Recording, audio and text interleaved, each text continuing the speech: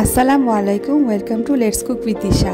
আজকে আমি এমন একটি রেসিপি আপনাদেরকে করে দেখাবো, যেটা একবার শিখে নিলে আপনি সহজেই যে কোনো জিনিসের সাথে পরিবেশন করতে পারেন, যেমন রুটি, পরোটা, খিচুড়ি, পোলাও, গরম ভাত।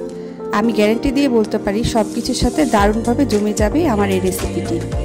এখানে আমি আস্ত গোটা মশলা দিয়েছি এবং আদা, রসুন, হলুদ, মরিচ, আর কোনো কিছু এক্সট্রা করে অ্যাড করিনি। আমার এই রান্নাতে কোনো প্রকার এক্সট্রা পানি যাবে না, সম্পূর্ণ তেলে কষানো হবে। ভালো করে সব কিছু কষিয়ে নিয়ে অল্প কিছুক্ষণের জন্য ঢেকে দিব। ঢাকনা তুলে আমি কিছু কাঁচামরিচ অ্যাড করে দিয়েছি। তা একবার দেওয়ার পর আমি আবার কিছুক্ষণ কষিয়ে নেব। এখানে অ্যাড করছি আমি রসুন এবং জলপাইয়ের আচার। আপনারা চাইলে আমের আচার দিয়েও বা যে কোনো টক আচার দিয়ে এটা করতে পারেন, মিষ্টি আচার দিয়ে ভালো লাগবে না।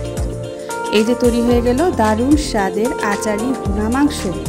আপনারা অবশ্যই তৈরি করে খাবেন এবং আমাকে জানাবেন। আল্লাহ হাফেজ।